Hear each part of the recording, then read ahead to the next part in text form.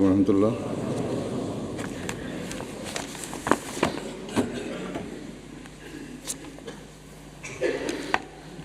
أشهد أن لا إله إلا الله وحده لا شريك له وأشهد أن محمدا عبده ورسوله أما بعد فأعوذ بالله من الشيطان الرجيم بسم الله الرحمن الرحيم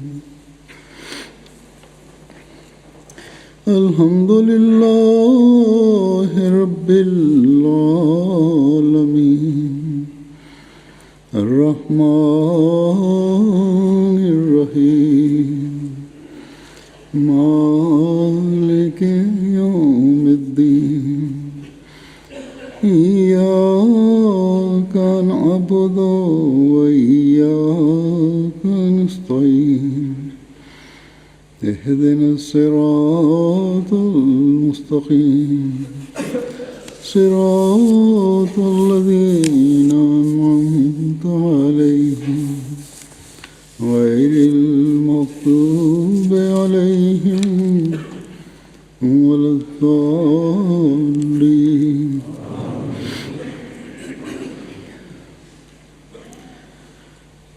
गुज़श्ता खुतबे में मैंने हज़रत मसीह मौऊद अलैहिस्सलाम का एक इक़्तिबास पढ़ा था जिसमें आपने फरमाया था In der Freitagsansprache hatte ich ein Zitat des verheißenen Messias al-Islam vorgetragen, in welchem der verheißene Messias al-Islam gesagt hatte, dass ihr, die in meiner Zeit geboren worden seid, vor Freude aufspringen soll, dass Allah euch in dieser Zeit hat geboren lassen und euch zu jenen glücklichen Menschen gemacht hat, die die Möglichkeit bekamen, die Ära des verheißenen Messias al-Islam zu sehen. Und viele Völker und viele Menschen sind vergangen und haben gewartet auf diese Zeit. Das war der Zusammenhang, den ich in meinen eigenen Worten eben erläutert habe. Wir Ahmadis sind in der Tat glückselige Menschen, die das Treuegelübde an der Hand des verheißenen Messias al-Islam geleistet haben und zu jenen Menschen zählen, die an die Gebote Allahs glauben. Wir zählen nicht zu jenen unglückseligen Menschen, die, obwohl sie die Zeit des verheißenen Messias al-Islam gesehen haben, nicht die Möglichkeit bekamen, das Bait, also das Treuegelübde zu leisten. Und es gibt auch solche unglückseligen Menschen, die sogar in Feindschaft sich üben und so den Gesandten Gottes aberkennen und seine Führung nicht angenommen haben und so irre gehen und verstreut sind. Wir können Gott nicht genug danken für diese Besonderheit, die er uns gegeben hat, dass wir den geraden und rechten Weg bekommen haben.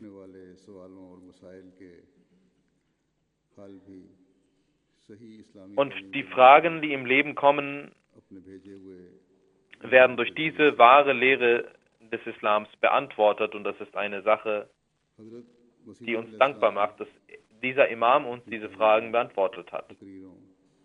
Der verheißene Messias al-Islam hat in seinen Schriften und Reden und in seinen Versammlungen viele Sachen mit Beispielen und Gleichnissen erklärt,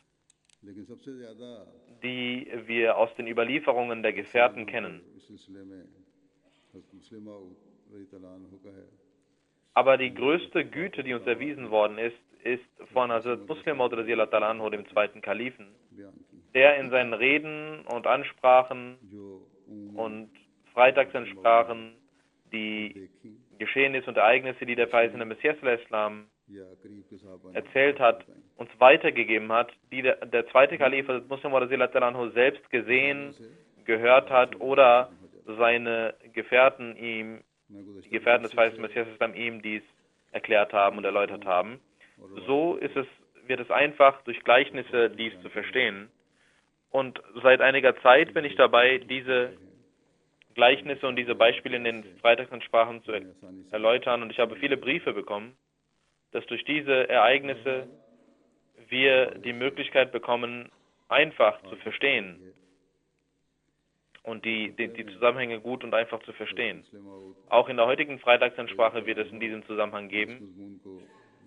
In einer Khutbah hat Hazrat Muslim Maud anhu dieses Thema erläutert, dass ob Streiks erlaubt sind oder nicht.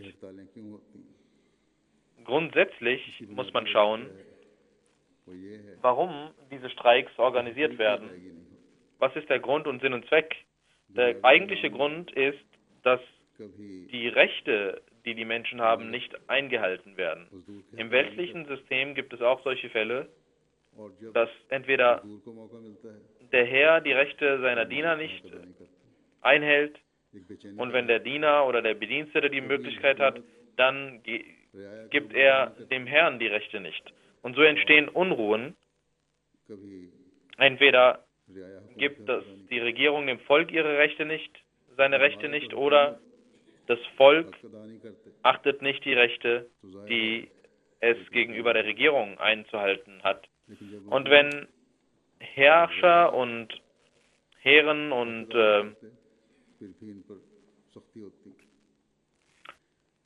Regierungen die Rechte nicht einhalten, gibt es Reaktionen von Seiten des Volkes. Und wenn das Volk die Rechte nicht einhält, dann gibt es auch Härte, die gezeigt wird. Das ist ein Teufelskreis, in welchem der Mensch in der Welt steckt. Deswegen lautet die Lehre des Islams,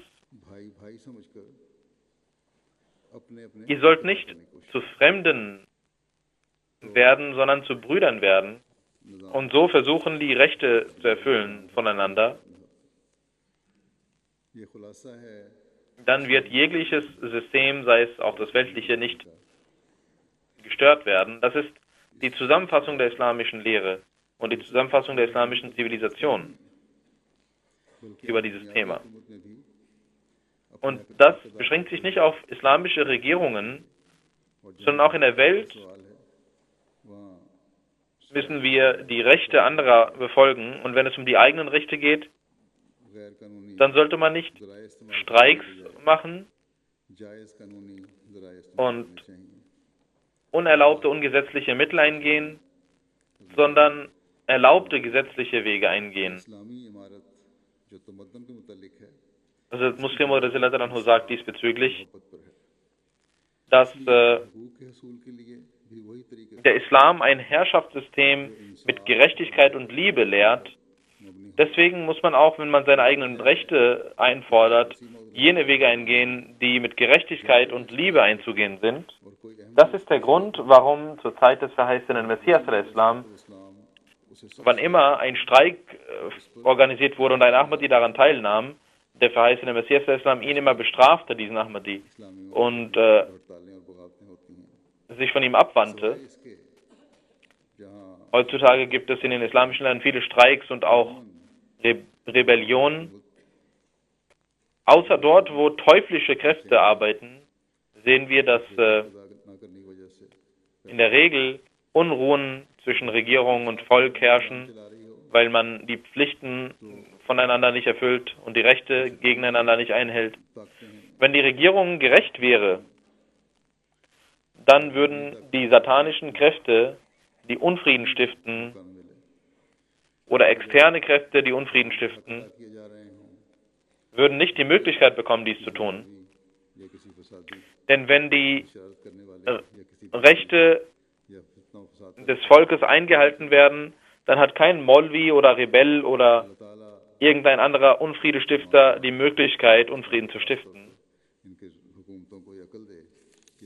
Möge Allah die islamischen Länder, vor allem auch Pakistan, und den Regierungen die Vernunft geben, dass sie die Rechte des Volkes einhalten.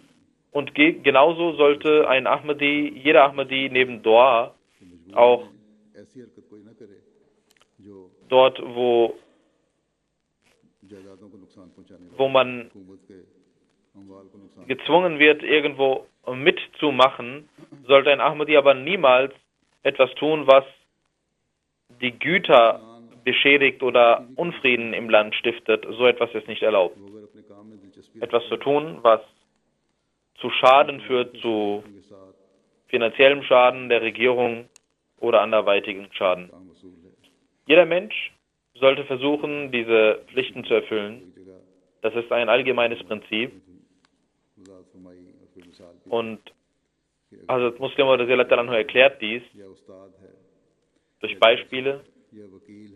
Er sagte, wenn es einen Soldaten gibt oder einen General oder einen Lehrer oder einen Anwalt oder einen Richter oder einen Händler, Geschäftsmann oder einen Sekretär, einen Sprecher einer Versammlung, einer Regierung, ein Minister, egal wer es ist, wenn er treu ist,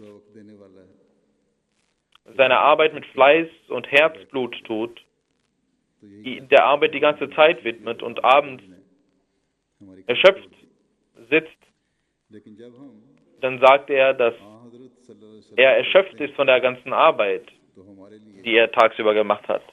Aber wenn wir uns den heiligen Propheten Muhammad sallallahu alaihi wasallam anschauen, dann sehen wir das Vorbild.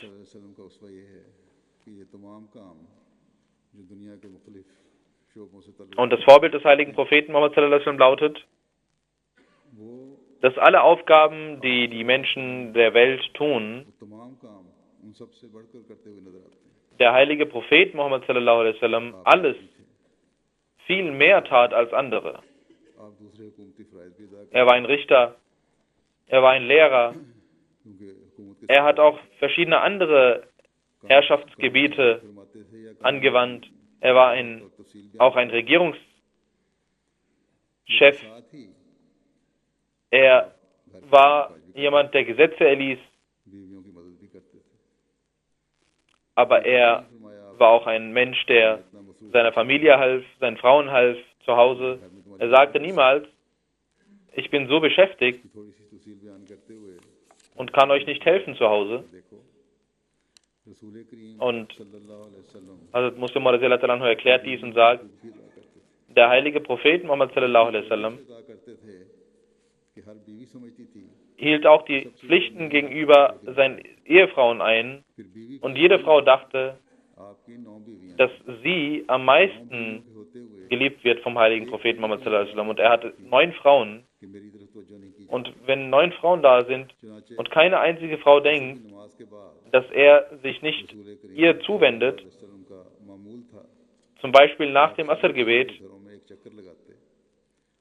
war es die Gewohnheit des heiligen Propheten Muhammad sallallahu alaihi wasallam, dass er einmal zu jeder Frau ging und fragte, was sie benötigten.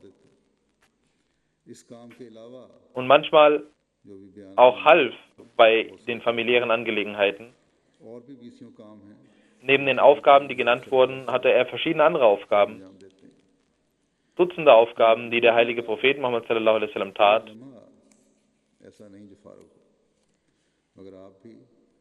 Keine Sekunde seines Lebens war frei.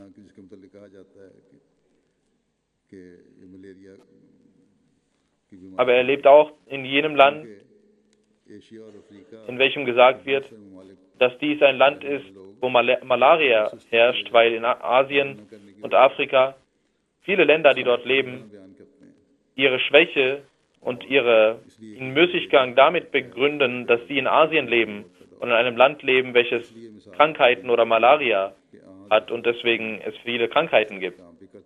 Deswegen hat Hazrat Muslim dieses Beispiel genannt, dass der heilige Prophet Muhammad sallallahu alaihi wasallam alle diese Aufgaben erfüllte, auch zu Hause, obwohl er in einem Land lebte, wo Malaria herrscht. Und diese Menschen, die dort leben, sagen, dass wir deswegen nicht die Aufgaben erledigen, weil es ein Land ist, welches von Malaria befallen ist. Das war aber auch in den Orten, wo der heilige Prophet Muhammad sallallahu alaihi wasallam lebte. Und also Muslim sagt, dass wir auch den verheißten Messias sahen. Und also Muslim sagt, dass der verheißene Messias, das Ebenbild des heiligen Propheten Muhammad war. Seine Aufgaben waren so, dass als wir einschliefen, arbeitete er, und als wir aufwachten, arbeitete er. Und obwohl er so viel arbeitete und tat, waren die Menschen, die ihm halfen, bei der Korrekturlesung, war er so bereit, dass auch wenn zur Isha-Zeit jemand sagte, Huzur, ich habe die Korrekturen mitgebracht, stand er auf und sagte, Jazakallah, Jazakallah, Sie haben große Schmerzen auf sich genommen. Obwohl diese Aufgabe, diese Korrekturlesen, das Gegenlesen, war nicht so groß wie die Arbeit, die er selber tat. Er hatte so eine Angewohnheit, und das muss man sagen, so viel Arbeit hat er getan, und das haben wir gesehen, dass wir verwundert waren. Manchmal war er krank und musste laufen beim Arbeiten, aber selbst beim Laufen arbeitete er. Wenn er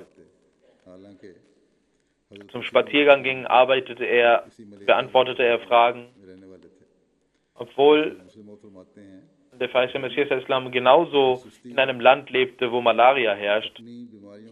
Also Muslim oder sagt, dass wir unseren Müßiggang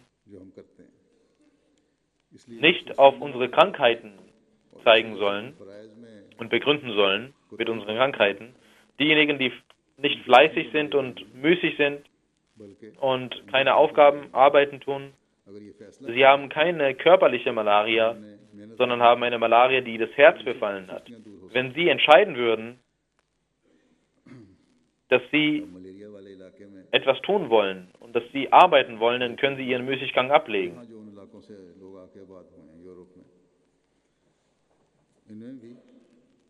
Und diejenigen, die in Europa leben, von den dortigen Ländern gekommen sind, auch unter ihnen gibt es viele, die zu Hause herumsitzen, den ganzen Tag herumsitzen zu Hause, Fernsehen oder sich mit den Ehefrauen streiten oder die Kinder so behandeln, dass die Kinder auch nichts mit ihnen zu tun haben wollen.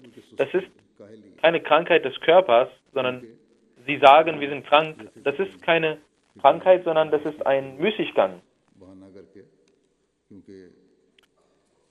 Denn sie haben keine Sorge für ihr Einkommen, weil sie Einkommen bekommen. Deswegen arbeiten sie nicht. Diesen Müßiggang sollten auch die Menschen, die hier leben, ablegen.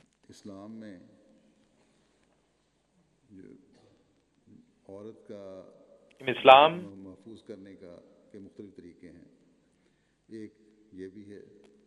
gibt es verschiedene Wege, wie die Rechte der Frau eingehalten werden. Zum Beispiel auch die Morgengabe bei der Hochzeit, wenn sie heiratet, die man geben muss, die man entrichten muss. Einige Leute denken, dass nur bei einer Scheidung dieses Hakmer zu geben ist, obwohl dies jenes Geld ist. Was war der Sinn von Hakmer? Der Sinn ist, dass es dieses Geld, welches die Frau haben muss, weil es manchmal Notwendigkeiten gibt, die sie bekommen kann, die sie haben kann, und vielleicht scheut sie sich, den Mann darum zu beten, deswegen, damit sie etwas davon ausgeben kann.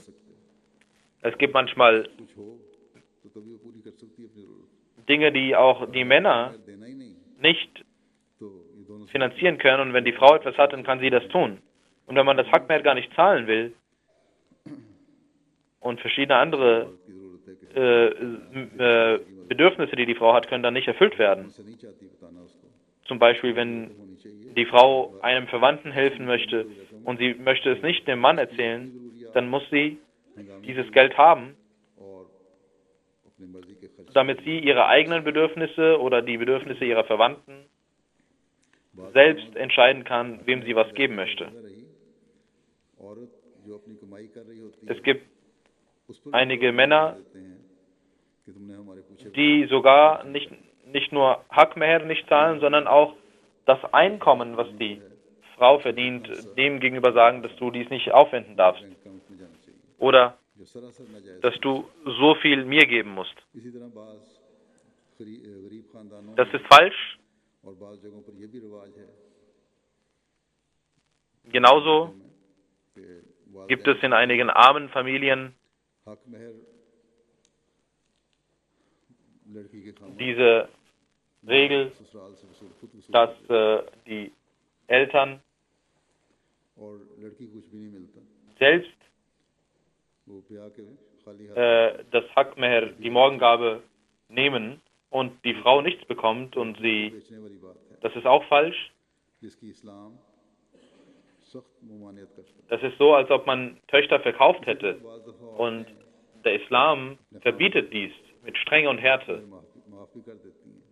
Genauso gibt es manchmal Frauen, die das Hak-Meher dem Mann verzeihen, aber auch das hat gewisse Bedingungen, dass man ihnen das Geld in die Hand gibt und dann fragt. Und Hazrat Umar radiallahu ta'ala anhu und einige Gelehrte haben sogar gesagt, dass man der Frau das Hak-Meher geben soll und sie soll ein Jahr lang dies bei sich haben und wenn sie möchte, dann kann sie das dem Ehemann zurückgeben. Sie soll es bekommen und wenn selber entscheiden, ob sie es wieder zurückgeben möchte oder nicht. Also Muslim erzählt ein Ereignis über einen Gefährten des verheißenen Messias al-Islam, Hakim Fazl-Din Sahib, hatte 2 Ehefrauen. Einmal sagte der verheißene Messias al-Islam, dass die Morgengabe eine Pflicht der Scharia ist und man muss das der Ehefrau geben. Und Hakim Sahib sagte, meine Frauen haben mir dies verziehen. Also Masih al-Islam sagte, haben sie es in ihrer Hand gegeben und dann haben sie es verziehen? Er sagte, nein, ich hatte nur gesagt und sie haben es mir verziehen. Der verheißene Messias al-Islam sagte, geben Sie ihr erst das Geld und dann bitten Sie darum.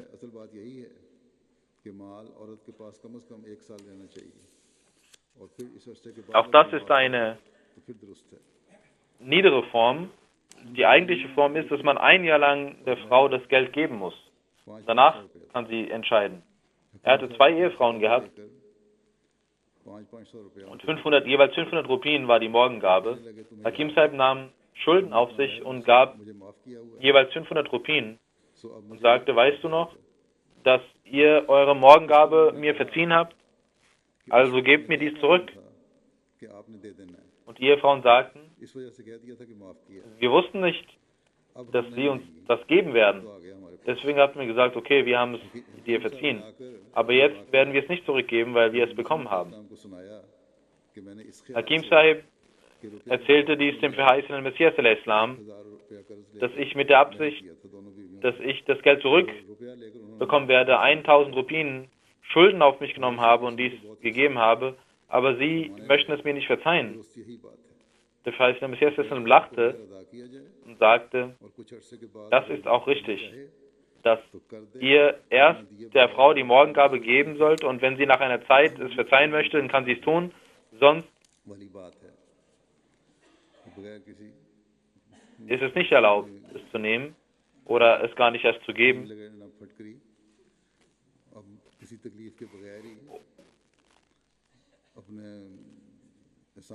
Dass man ohne irgendwelche Schmerzen versucht, Güte erwiesen zu bekommen. Die Frau denkt, dass er die Morgengabe nicht gegeben hat und auch nicht geben wird, dann sagen wir, okay, wir haben es dir verziehen, aber wenn die Frau das Geld bekommt und wenn sie es dann zurückgibt, dann ist es okay. Sonst, wenn sie auch 1 Million Rupien Morgengabe hat und sie es nicht bekommen hat,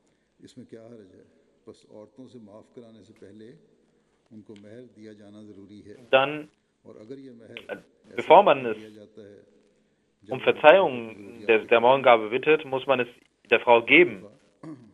पता ही नहीं होता औरत को Und wenn man es zu einem Zeitpunkt gibt, कि वालिदैन उनसे wo die Frau gar nicht weiß, तो ये नाजायज यानी was sie benötigt, जैसे मैंने मिसाल दी कि बाज लोग oder wenn die Eltern dies haben möchten, dann ist es falsch. ये नाजायज चीज़ है Es gibt, पर्दाफरोशी है जो किसी तरह wie ich gesagt habe, einige Menschen, die die Morgengabe ihrer Töchter einfach nehmen, und das ist absolut falsch, das darf nicht sein. ज़कात है ज़कात भी फ़राइज़ में दाखिल है हर उस शख्स के लिए ज़कात है जो इसमें Dann gibt es die Zakat, was auch eine Pflicht ist लेकिन für jeden नहीं Menschen, है der die अपनी दौलत Bedingungen, auf den die Bedingungen auferliegen. अल्लाह ताला की राह में खर्च कर देते हैं Es gibt aber auch solche ऐसे ही Menschen, एक बुजुर्ग का किस्सा हज़रत मुस्लिम माऊद die alles auf dem Wege Allahs spenden. कि इसमें Über einen solchen Besurg erzählte das Muslim Anhu. ऐसे लोग भी होते हैं जिन्हें खुदा ताला ने Es gibt keinen Zweifel, dass es in der Welt auch solche Menschen gibt,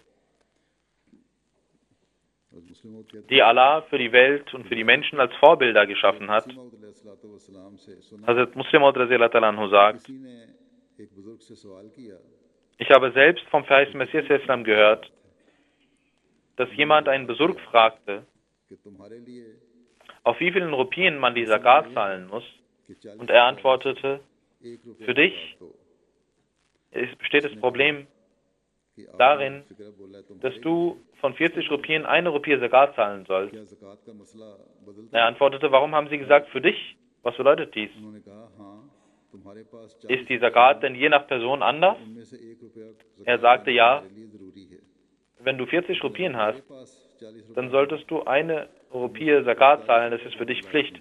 Aber wenn ich 40 Rupien habe, तुम्हारा मुकाम ऐसा है dann zahle ich 41 Rupien Zakat, weil लेकिन मुझे du einen Rang hast, मुकाम दिया है dass Allah gesagt hat, du sollst आप कफील है verdienen und essen, aber ich habe den Rang, dass Allah zu mir gesagt hat, कर लूँ dass er selber sich um mein Einkommen kümmern wird. और 1 रुपया जुर्माना Wenn ich 40 Rupien sammle und so töricht bin, dann werde ich sowohl diese 40 Rupien zahlen, als auch eine Rupie Strafe. Das war der Rang dieses Besurgs.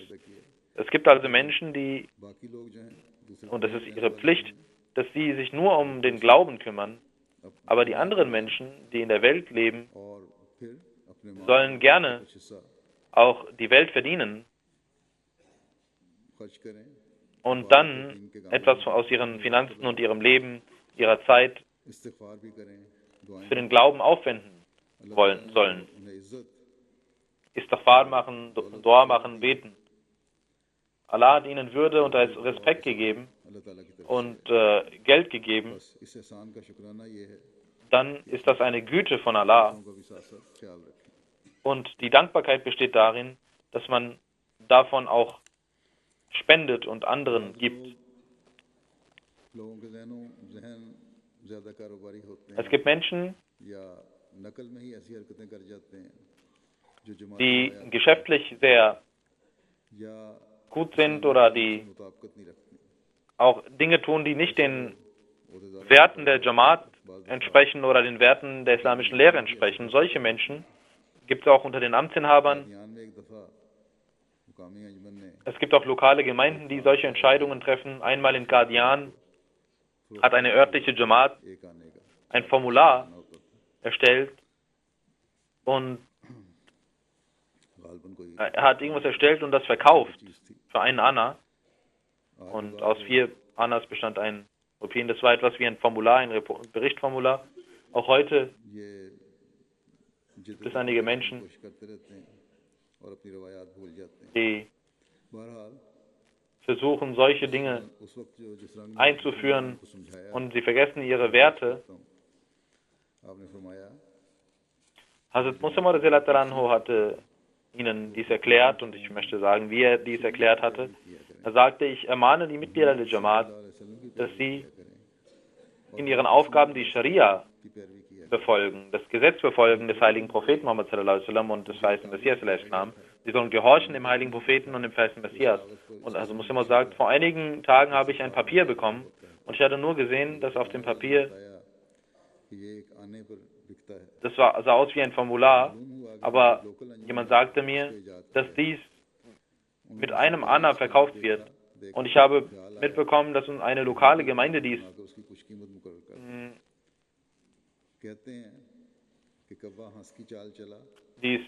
eingeführt hat und sie dachten, dass die Regierung dies tut, also tun wir dies auch.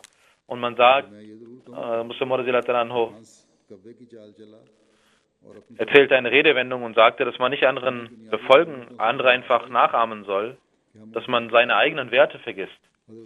Was haben wir mit weltlichen Regierungen zu tun, dass wir ihnen nachahmen? Der heilige Prophet Muhammad sallallahu alaihi wasallam und der verheißene Messias sallallahu alaihi wasallam hatten niemals solche Dinge gemacht. Und das ist einfach eine Methode, um dem Feind unsinnig den Grundboden für Vorwürfe zu geben. Und er sagt, keine Ahnung, was diese Menschen hier machen. Obwohl das nicht wir sind, sondern das einige andere Menschen sind, aber trotzdem leidet die Jamaat darunter. Und diese lokale Gemeinde hat genauso gearbeitet, wie der Muslim sagt, wie in Gurdaspur gab es einen alten Menschen, der sehr groß war und einen großen Bart hatte. Und seine Art war, wann immer er einen Freund von weitem sah, sagte er nicht Assalamu alaikum, sondern sagte Allahu Akbar, Allahu Akbar. Und wenn er nah war, dann nahm er seinen Daumen und sagte Allahu Akbar und sprang auf. Der verheißene Messias al-Islam, er kam auch zum verheißenen Messias al-Islam, um ihn zu treffen. Und auch er hatte, also muss man sagen, wie der Präsident dieser lokalen Gemeinde hatte, auch er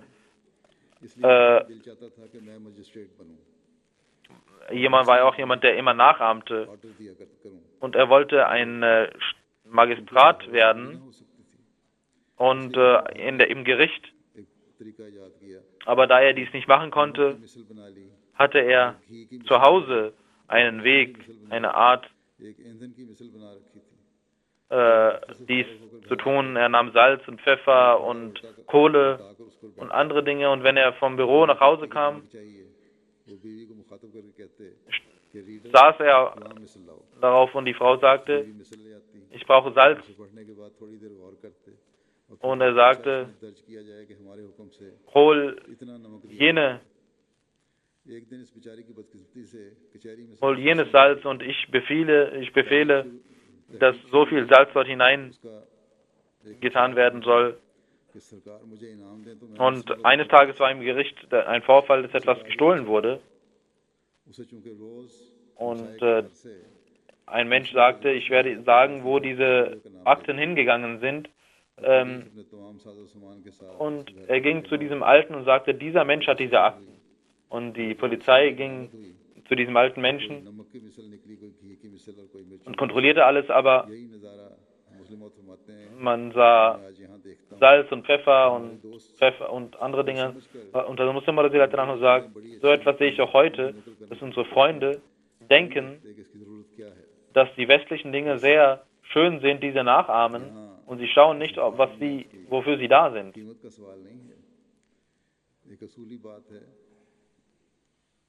Also geht es hier nicht um irgendein Formular oder um Kosten dieses Formulars, sondern um ein grundsätzliches Prinzip, dass unsere Werte, Dinge, die nicht mit unseren Werten übereinstimmen, sollten wir nicht tun. Und wenn wir in den weltlichen Angelegenheiten jemanden nachahmen wollen, dann hat Allah uns gesagt, dass der heilige Prophet Muhammad sallallahu alaihi wasallam ein Vorbild für uns ist. Und ihn sollten wir nachahmen.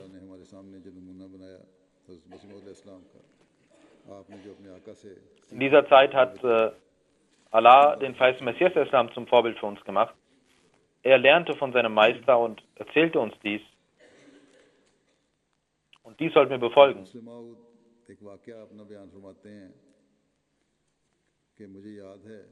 Also Muslim erzählt ein Ereignis von sich und sagt, ich weiß noch, es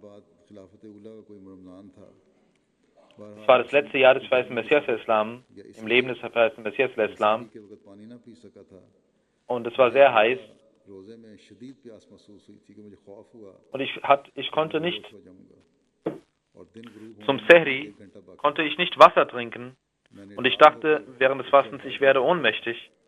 Und es war eine Stunde noch zum Fastenbrechen. Und ich lag im Bett, ich stürzte mich ins Bett und ich sah in einer Vision, dass jemand etwas Wasser in meinen Mund getan hat. Bahn in meinen Mund reingetan hat und ich verspürte keinen Durst mehr. Und als ich aufwachte, hatte ich überhaupt keinen Durst mehr. Und Allah hatte mir auf diese Weise meinen Durst gelöscht. Und als dieser Durst gelöscht war, hatte ich überhaupt kein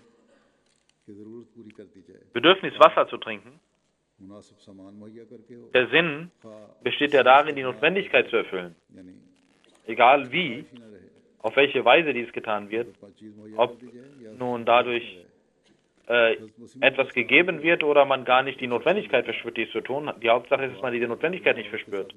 Und der verheißene Messias des Islam, ihm schrieb ein Mensch, bitte beten Sie, dass ich mit jener Frau heiraten darf. Der verheißene Messias des Islam sagte, ich werde beten, aber das Nikah ist nicht die Bedingung. Egal, ob es das Nikah ist oder ob du es gar nicht mehr wünschst.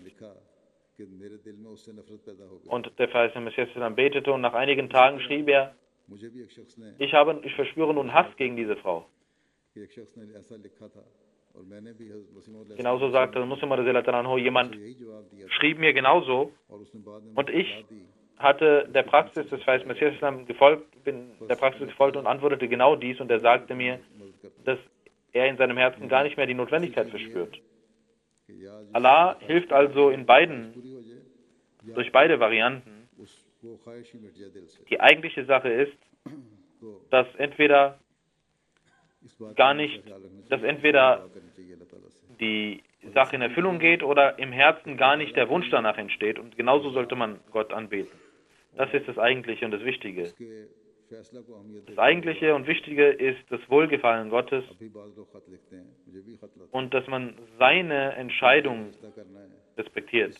Es gibt Menschen, die auch mir schreiben, ich bekomme auch Briefe, dass wir dort heiraten möchten. Beten Sie, dass wir dort heiraten können. Und beten Sie und tun Sie auch etwas dafür. Und sagen Sie auch den Eltern, sonst werde ich sterben und Sie werden sterben und die anderen werden sterben. Sowas schreiben Sie mir und das ist unsinnig. Das ist absurd. Der eigentliche Sinn der Hochzeit ist die Ruhe des Herzens und der Fortgang der Nachkommen. Man sollte also Segnungen wünschen von Gott. Und wenn es in den Augen Gottes gut ist, dann soll dies passieren. Sonst soll dies gar nicht im Herzen entstehen, dieser Wunsch. Das ist das Gebet, das man beten sollte. Diese weltlichen Lieben sind temporäre Lieben. Auch die Liebe der Welt sollte man nur für das Wohlgefallen Gottes suchen. Wenn dies passiert,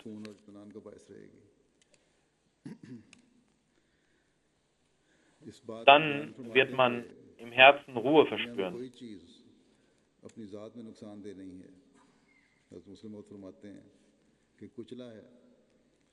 Und also Muslim sagt, dass keine Sache der Welt für sich genommen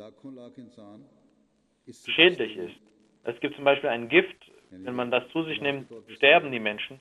Aber für hunderttausende Menschen ist dies auch ein Medikament, ein bestimmtes Gift. Genauso Opium.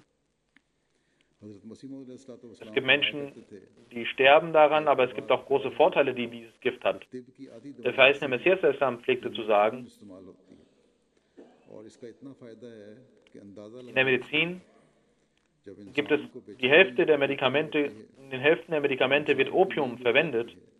Und wenn der Mensch Unruhe verspürt und nicht schlafen kann und so viele Schmerzen hat, dass er Selbstmord begehen will, dann wird ihm Morphium gegeben. Es gibt nichts auf der Welt, welches für sich genommen schädlich wäre. Wenn man es falsch verwendet, ist dies schädlich. Und das ist ein Resultat der eigenen Schwäche. Deswegen hat Hazrat Abraham a.s. die Krankheit sich selber zugeschrieben und die Gesundheit Allah zugeschrieben. Und genauso, wenn Ganz im Gegenteil geschieht es in unseren Ländern, wo, wenn der Mensch etwas nicht erreichen kann, sagt er, dass Allah ihm nicht geholfen hat und er selber alles dafür getan hat. Und er möchte Gutes sich selber zuschreiben und Schlechtes Gott zuschreiben. Das ist der Umgang, die Art der Menschen heutzutage.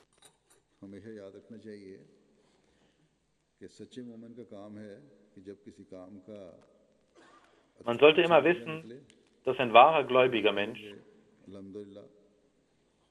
wenn er ein gutes Resultat sieht, dann soll er sagen, Alhamdulillah, Allah hat mir Erfolg gegeben. Und wenn ein schlechtes Ergebnis kommt, soll er Inna lillahi wa inna ilaihi raji'un beten und sagen, ich bin aufgrund meiner Schwächen erfolglos geblieben. Segnungen von Gott bekommt nur jener, der Schwächen sich selber zuschreibt und Erfolge Gott zuschreibt und Alhamdulillah sagt.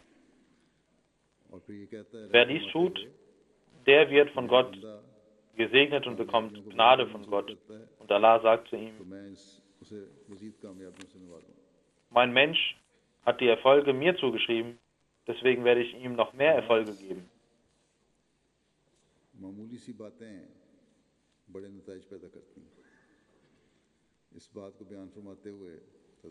Es gibt scheinbare Kleinigkeiten, die große Resultate hervorrufen. Also Muslim Maud sagt über eine solche Sache, ich hörte vom verheißten Messias, dass er über eine Frau erzählte, dass sie nur einen Sohn hatte und er ging in den Krieg und er sagte zu seiner Mutter, sagen Sie mir etwas, das, wenn ich zurückkomme, Ihnen als Geschenk geben soll und Sie vor Freude strahlen. Und die Mutter sagte, wenn du selbst zurückkommst, unversehrt, dann ist dies die größte Freude für mich. Der Sohn sagte, nein, sagen Sie mir etwas. Die Mutter sagte, wenn du etwas für mich holen willst, dann hol verbrannte Brotstücke für mich. Und er dachte, dies ist eine Kleinigkeit, sagen Sie mir etwas anderes. Aber die Mutter sagte, nein, das ist das, was ich am meisten wünsche. Und er ging weg.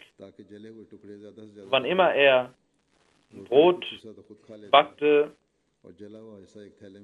ließ er dieses verbrennen, damit er dieses zurückgeben konnte. Und einen Teil davon aß er und einen Teil davon, als er zurückkam, nahm er diese verbrannten Brotstücke und sagte, Mutter, ich habe nicht verstanden, warum du dies gesagt hast. Die Mutter sagte, als du weggingst, konnte ich dies nicht sagen. Der Grund war, dass viele Krankheiten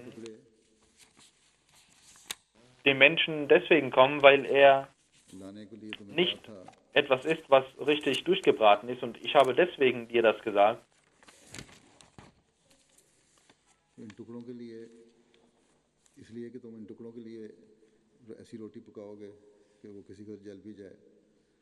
Damit du deswegen ein solches Brot zubereiten würdest, welches gut durchgebacken ist und das Verbrannte dann weglegen wirst und so wirst du gesund bleiben.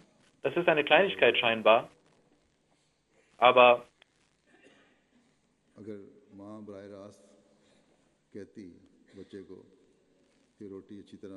wenn die Mutter direkt dem Sohn sagte, du sollst das Brot richtig durchbacken, hätte das Kind sagen können, ich bin doch nicht dumm, ich bin ein junger Mensch, dass ich das Brot nicht richtig backen werde. Ich habe aber auch gesehen, viele Menschen sind so töricht und essen halbfertiges Brot mit Freude und das ist falsch.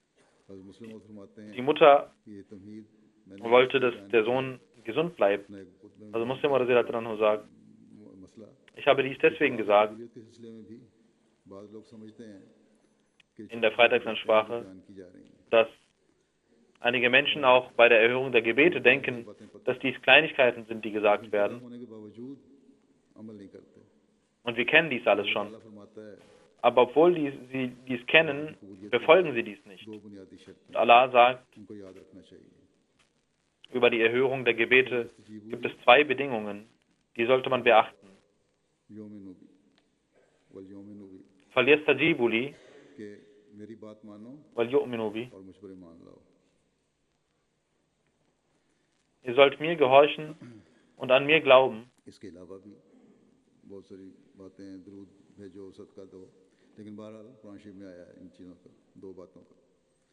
Ihr sollt Durud machen, Sadqa geben. Das ist im Heiligen Koran erwähnt, diese beiden Sachen. Die Leute sagen, wir wissen das.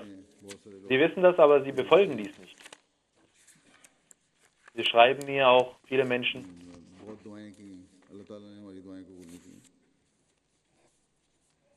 dass wir viel gebetet haben, aber Allah unsere Gebete nicht erhört hat. Das ist eine Verleumdung gegenüber Gott.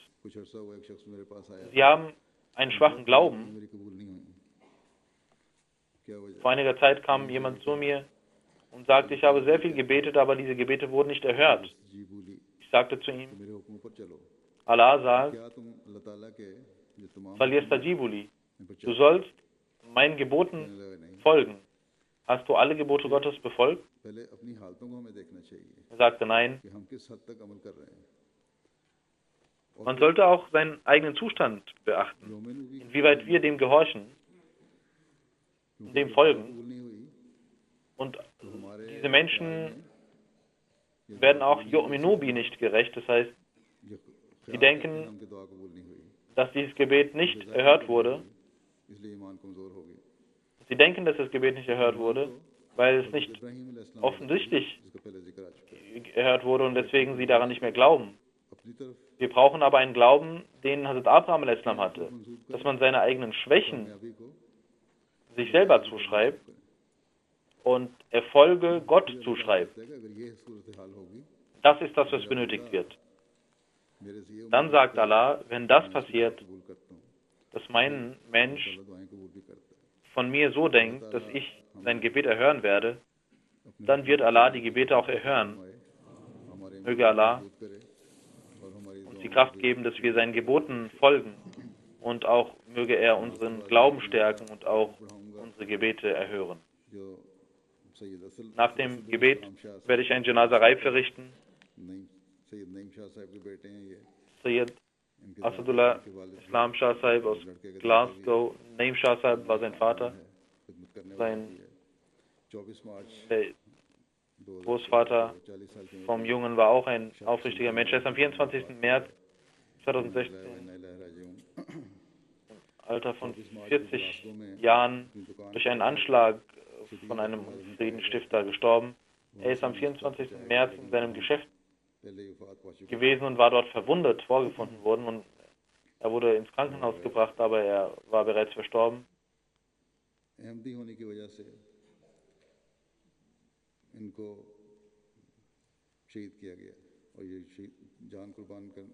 Weil er ein Ahmadi war, wurde er ermordet. Er war ein Shahid gewesen, ist ein Shahid. Und die Presse und die Regierung haben auch ihr Mitleid bekundet und die Regierung sollte diese Extremisten hier daran hindern, sonst werden, wenn die Regierung dies nicht tut, werden die Maulvis hier in diesem Land genauso Unfrieden stiften, wie sie das in anderen Ländern tun, in den muslimischen Ländern tun. Im Februar 1974 ist er in Rabba geboren worden, hat FSC Nusrat Jahan Academy gemacht. Er kam nach Glasgow 1998 und war mit seinem Vater im Geschäft beteiligt. Er hatte auch Wasiyat, zahlte die Chanda gemäß der Khudam al-Ahmadiyya. War er immer in den Ijtimaat, machte Chanda und kam auch zum Namaz Jumma. Auch in den Ijtimaat nahm er immer teil. Der Gestorbene, Asad Shah, war der Schwiegersohn von Nasiruddin Qamar Sahib. Er hatte auch einige Krankheiten psychische. Aber der General Sahib hat gesagt, dass er in der letzten Phase, als er ihn traf, war er immer aufrichtig im Khilafat verbunden. Einige Menschen denken, dass er die Jamaat verlassen hatte, aber das stimmt nicht. Er war Ahmadi und ist wegen der Ahmadiyyat auch ermordet worden und hat bis zuletzt auch in den Khuddam al-Ahmadiyya-Programmen teilgenommen, auch in der Jamaat teilgenommen. Shamsuddin Sahib aus Kababir schreibt, dass die Frau von Asad Sahib Taiba Sahib aus Qadian ist und die Frau von Shamsuddin Sahib ist die Schwester von seiner Frau. Und er ist auch bei ihm zu Hause ein paar Mal gewesen, hat auch übernachtet. Und beide Male fragte er über die Jamaat und über das Tabligh und hatte nie weltliche Gespräche geführt.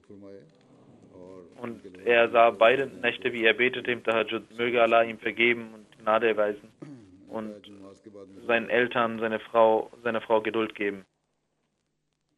Ich werde nach dem Gebet das nochmal sehen.